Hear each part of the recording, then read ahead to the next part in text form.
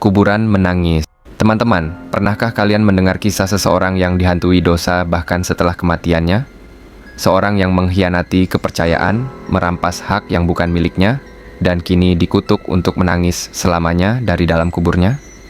Malam ini kita akan menyaksikan sebuah kisah menyeramkan. Sebuah legenda yang akan membuat bulu kuduk kalian berdiri. Bersiaplah, karena inilah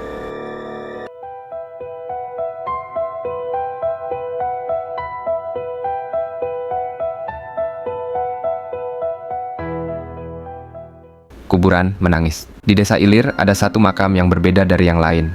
Tanahnya selalu basah, seperti baru saja digali. Setiap malam, terdengar suara isakan lemah yang berasal dari dalamnya.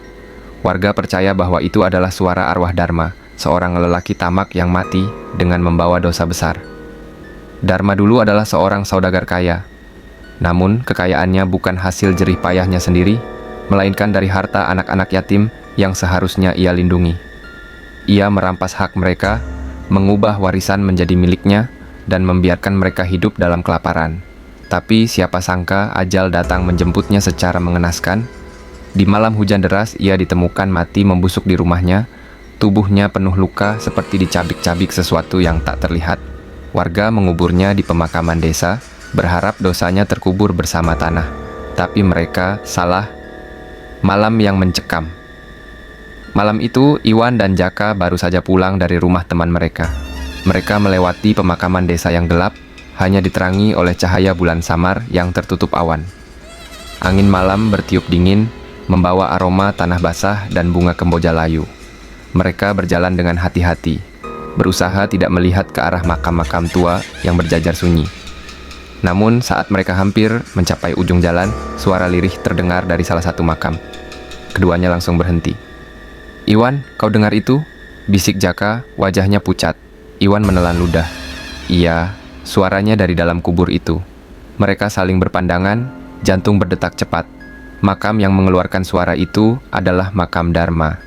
Tanahnya tampak lebih basah dari yang lain, dan samar-samar ada sesuatu yang bergerak di bawahnya. Seperti ada seseorang yang berusaha keluar. Mereka berlari ketakutan sekencang-kencangnya untuk melaporkan hal itu ke para warga. Begitu sampai di rumah kepala desa, mereka langsung menceritakan apa yang mereka alami. Beberapa warga yang sedang ada di sana ikut mendengarkan dengan wajah tegang. "Kita harus segera memberitahu Ustaz Rahman," kata kepala desa. Dalam waktu singkat, Ustaz Rahman, seorang pemuka agama yang dihormati di desa itu, datang dengan membawa kitab suci dan beberapa orang lain yang siap membantu. Dengan hati-hati, mereka berjalan menuju pemakaman. Saat mereka tiba, suara tangisan masih terdengar jelas dari dalam kubur. "Subhanallah," gumam Ustaz Rahman. Ia segera meminta semua orang membaca doa bersama. Saat ayat-ayat suci dikumandangkan, suara tangisan semakin nyaring, berubah menjadi jeritan menyayat. Tanah di atas makam mulai bergetar hebat. Semua orang mundur ketakutan, kecuali Ustaz Rahman yang tetap berdiri teguh. "Kalian yang masih hidup, jangan takut. Ia hanya sedang menerima balasan atas perbuatannya," kata Ustaz dengan tenang. Tiba-tiba terdengar suara retakan dari dalam kubur, diikuti aroma menyengat seperti daging busuk terbakar. Suara tangisan berubah menjadi lolongan panjang sebelum akhirnya hening. Semua orang terpaku.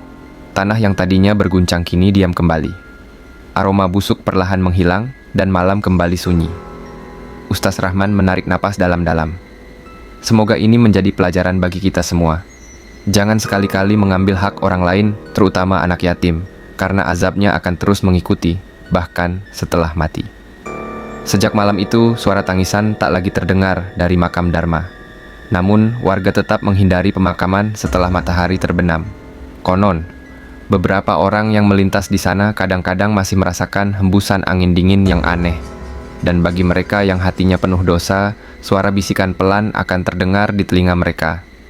"Aku lapar, kau selanjutnya. Bagaimana? Apakah kalian masih berani melintasi kuburan sendirian di malam hari?"